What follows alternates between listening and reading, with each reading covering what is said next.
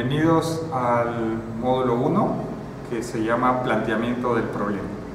En este módulo lo que se pretende es formular un problema de investigación, utilizar una realidad problemática en la cual vamos a basar un posible trabajo de investigación que tenga cada uno de ustedes y en base a eso realizar el problema de investigación, que es básico para poder desarrollar todos los otros procesos necesarios para la investigación.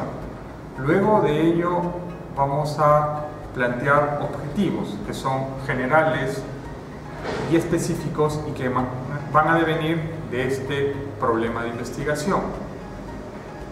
Todo este proceso tiene que justificarse, tiene que tener alguna justificación de por qué se va a realizar.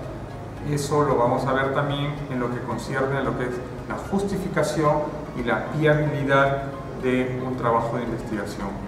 Todo este conjunto es lo que involucra el planteamiento del problema, que es piedra angular en cualquier trabajo de investigación y en este caso en la tesis que están pensando diseñar.